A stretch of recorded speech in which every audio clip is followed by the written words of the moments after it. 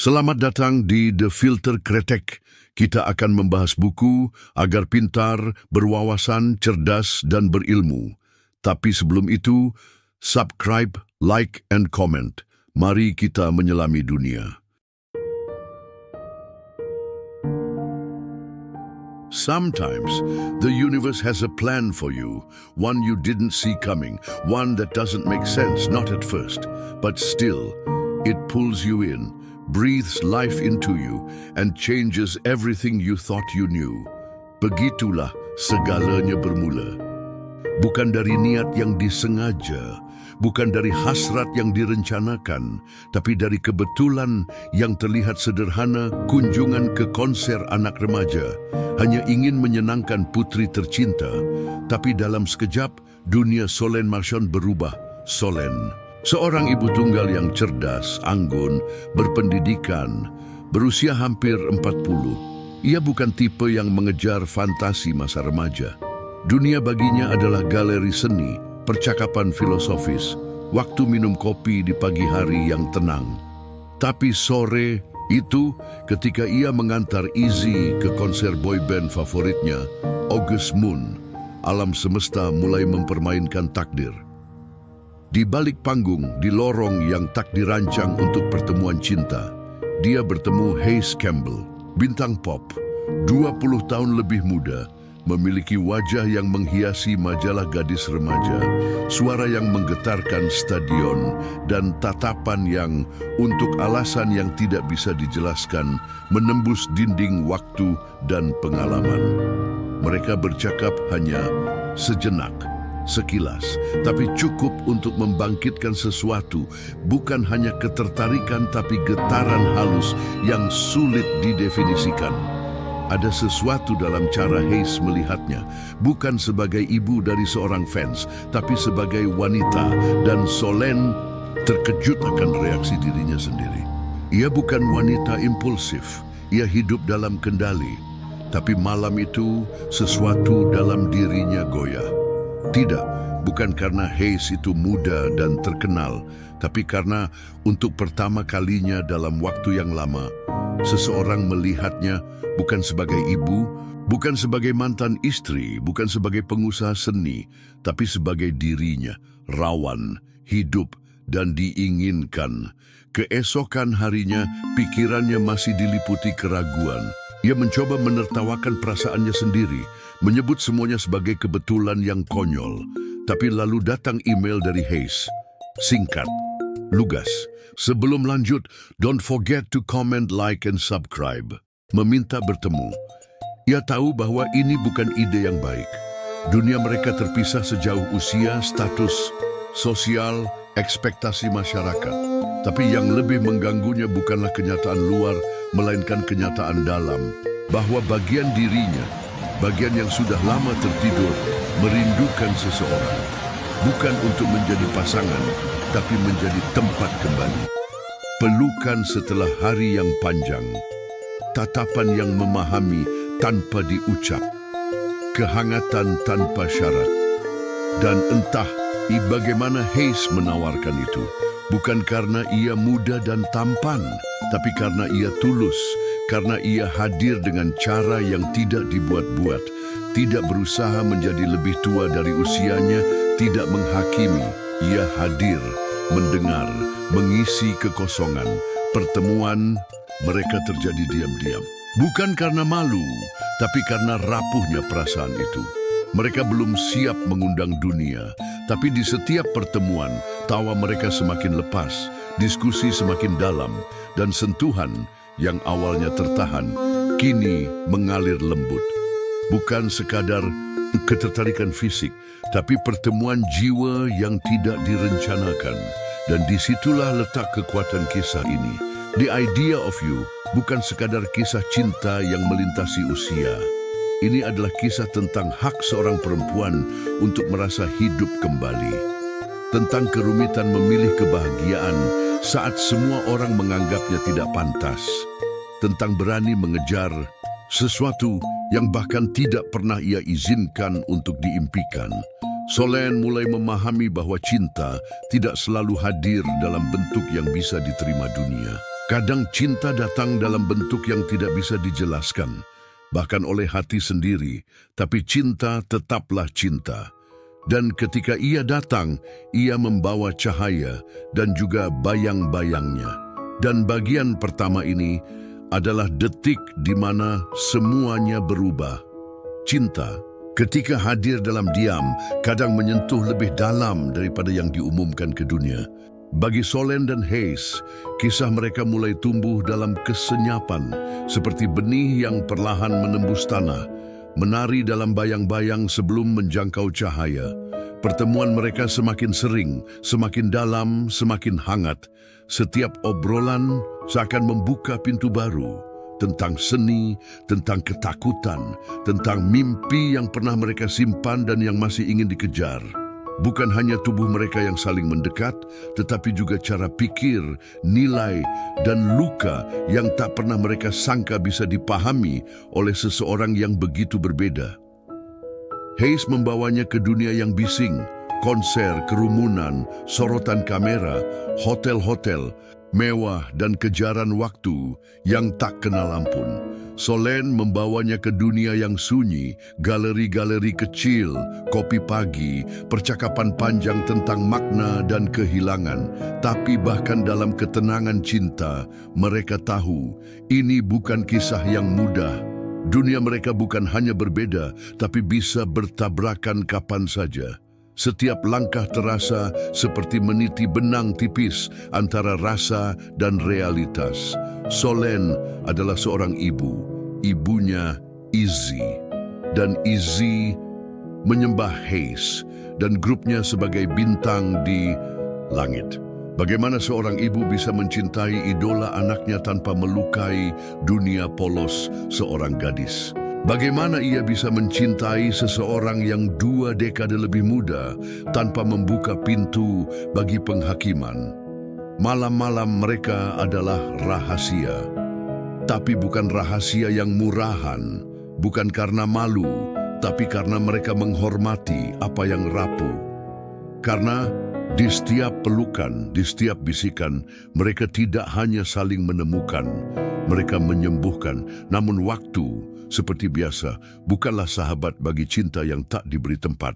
Hayes harus kembali tur, berpindah kota, dikejar jadwal, dikelilingi manajer dan ekspektasi. Ia milik dunia, milik jutaan penggemar, dan tak bisa dengan bebas menjadi milik satu orang. Solène, di sisi lain, harus tetap menjadi ibu, menjaga ritme sekolah Izzy, menjalankan galeri seni, menghadiri pertemuan orang tua murid, dan menjaga topeng ketenangan di tengah rasa yang perlahan menyesakkan dada. Ketika cinta tumbuh di antara 2 dunia yang saling menjauh, ia menjadi seperti cahaya rembulan yang jatuh di antara 2 jendela. Indah, tapi tak bisa digenggam, dan itu menyakitkan. Bukan karena cinta mereka tidak nyata, tapi karena realitas tak selalu menyediakan ruang bagi cinta yang menentang narasi umum. Kadang, cinta bukan tentang siapa yang lebih muda atau tua, tapi siapa yang membuatmu merasa dilihat, didengar, dihargai. Dan Hayes, dengan segala sorotan yang menyorotinya, memilih Solène berulang kali. Dengan cara yang tak selalu lantang, tapi konsisten. Ia kembali menulis pesan, menyelipkan nama Solène dalam lagu-lagunya, meluangkan waktu di tengah jadwal yang gila. Namun, semakin dalam mereka masuk ke dalam cinta itu, semakin banyak pula luka masa lalu dan ketakutan masa depan yang muncul ke permukaan. Solène mulai bertanya-tanya, apakah cinta cukup? Apakah cinta bisa bertahan di dunia yang terlalu banyak menilai, mencemooh, dan meremehkan? Apakah bisa seorang wanita seperti dirinya menjadi bahagia tanpa harus meminta izin? Bagian ini adalah saat di mana cinta mereka diuji, bukan oleh perselingkuhan, bukan oleh pengkhianatan, tapi oleh kehidupan itu sendiri, oleh batas-batas peran, usia, dan ekspektasi. Dan dalam senyap itulah cinta mereka mulai diuji. Apakah ia hanya mimpi yang indah atau kenyataan yang layak diperjuangkan?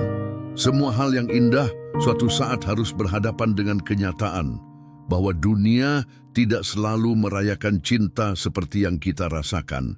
Untuk Solène dan Hayes, kebersamaan mereka yang semula adalah pelarian, kini perlahan terungkap ke dunia. Sebuah foto, sebuah senyuman yang tertangkap kamera, sebuah gosip yang menyebar terlalu cepat, dan tiba-tiba mereka tak lagi menjadi rahasia, mereka menjadi berita. Judul-judul headline mulai bermunculan. Bintang muda Inggris pacari ibu penggemar. Perbedaan usia 2 dekade, benarkah cinta mereka? Dan yang lebih menyakitkan, Izzy mengetahuinya bukan dari ibunya, tetapi dari dunia luar, dari layar, dari komentar teman sekolah, dari tawa yang menggema tanpa rasa empati. Bagi seorang anak, pengkhianatan tidak selalu datang dalam bentuk kebohongan besar. Kadang cukup dengan kenyataan bahwa ibunya menjadi bahan tertawaan, bahwa seseorang yang dikaguminya kini menjadi cinta. Ibunya Solène terjebak antara dua peran, seorang ibu dan seorang wanita yang tengah mencintai. Dan dua dunia itu mulai saling bertabrakan. Ia mencoba menjelaskan, mencoba menjembatani, tapi setiap kata seperti menambah luka yang sudah dalam. Sementara Hayes, meski berusaha tetap hadir, mulai terlihat semakin jauh. Dunia tempatnya berada semakin keras dan tidak memberi tempat bagi kompromi. Manajernya tidak setuju, labelnya khawatir. Para penggemar mulai berbalik. Ia mencintai Solène, tapi ia juga punya karir yang dipertaruhkan. Mereka masih saling mencintai. Tapi kini cinta itu harus berjalan di antara dinding-dinding bisu yang tak dapat mereka robohkan. Mereka mencoba melarikan diri bersama. Paris, sebuah kota yang pernah jadi rumah bagi mimpi Solène. Tempat di mana mereka bisa mencintai tanpa sorotan, tanpa tuntutan. Di sana mereka hidup dalam versi terbaik dari diri mereka. Dua manusia yang hanya ingin saling mencintai, tanpa label, tanpa usia, tanpa penilaian. Namun bahkan Paris pun tak bisa menyembunyikan mereka selamanya. Setiap langkah yang mereka ambil bersama selalu menyisakan tanya. Berapa lama ini bisa bertahan? Apakah cinta mereka cukup kuat untuk melawan dunia? Atau justru cinta itu akan menjadi luka baru yang menambah daftar panjang kehilangan dalam hidup Solène? Ia sudah pernah patah sebelumnya, pernah dikhianati, pernah merasa kosong meski bersama seseorang yang tepat. Dan Hayes hadir bukan untuk mengisi kekosongan, tapi untuk menyentuh sesuatu yang lebih dalam, bagian dari dirinya yang pernah mati dan kini kembali bernyawa. Tapi kini dengan semua mata memandang, dengan tekanan yang terus menumpuk, cinta itu berubah bentuk. Dari yang manis menjadi pahit, dari yang ringan menjadi beban. Bukan karena cinta itu salah, tapi karena dunia terlalu keras terhadap cinta yang tak sesuai narasi. Dan pertanyaan itu pun akhirnya datang. Apa yang akan kamu pilih, Solène? Anakmu, keluargamu, reputasimu, atau pria muda yang mencintaimu tanpa syarat, tapi membawa badai dalam setiap langkah? Solène tahu, ini bukan tentang menyerah. Ini tentang menyelamatkan apa yang belum rusak. Tentang mencintai tanpa harus memiliki. Tentang menempatkan cinta di tempat yang lebih tinggi daripada sekadar kebersamaan. Ia memutuskan untuk mundur. Bukan karena cintanya berkurang, tapi karena ia tidak ingin cinta itu menjadi racun bagi semua yang ia lindungi, terutama Izzy. Dan saat ia pergi dari Hayes, ia tidak hanya meninggalkan pria yang dicintainya, ia juga meninggalkan bagian dari dirinya yang selama ini terlupakan, bagian yang pernah merasa muda, bebas, dan hidup sepenuhnya. Bagian ini adalah kisah tentang kehilangan yang dipilih, tentang keberanian mencintai dan keberanian melepaskan, tentang bagaimana seorang wanita tidak harus memilih antara cinta dan martabat, tapi harus tahu kapan harus merawat keduanya, meski itu berarti berjalan sendiri. Dan di ujung semua itu, yang tertinggal adalah diam. Namun bukan diam karena lelah, tapi diam karena mengerti. Cinta sejati kadang tidak harus dimiliki, cukup dikenang dengan tenang. Waktu berlalu, tidak dengan kilat, tidak pula dengan lambat, tapi cukup agar luka mengering dan cukup agar kenangan menjadi lebih manis dari perihnya. Solène kembali ke hidupnya, hidup yang tidak lagi sama, namun tetap harus dijalani. Ia kembali mengelola galeri, kembali menjadi ibu penuh waktu untuk Izzy, kembali berdiri dengan anggun di tengah ruang-ruang seni yang dahulu pernah membosankannya, tapi kini memberi rasa aman.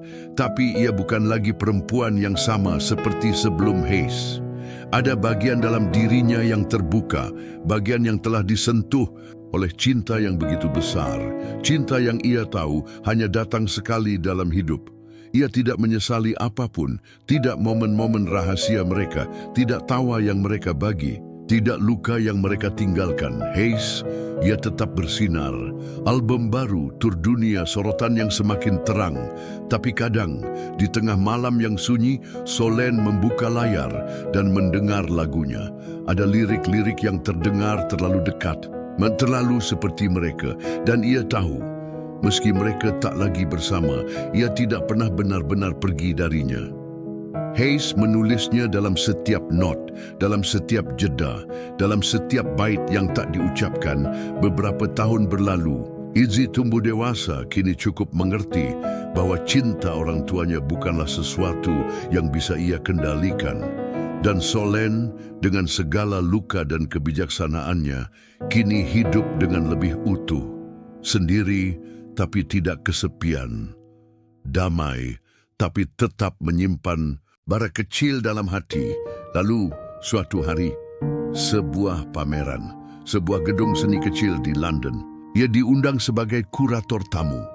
Ia berdiri di tengah galeri, mengenakan gaun sederhana, rambut tergerai, usia yang kini lebih terlihat di sudut matanya, tapi kecantikan yang tak pernah hilang. Ia berbicara tentang makna seni, tentang keheningan dalam warna, tentang cinta yang tidak selalu harus bersuara. Dan dari seberang ruangan, seseorang memperhatikannya. Hayes, kini lebih dewasa. Sorot matanya masih hangat, tapi lebih tenang. Rambutnya lebih pendek. Senyumnya masih sama. Ia tidak mendekat. Tidak malam itu, tapi keesokan harinya, di bangku taman kecil, mereka bertemu. Tak ada pelukan yang meledak. Tidak ada air mata dramatis. Hanya dua orang yang pernah saling mencintai, kini duduk berhadapan dan tersenyum. "Halo," katanya. "Sudah lama ya," jawabnya.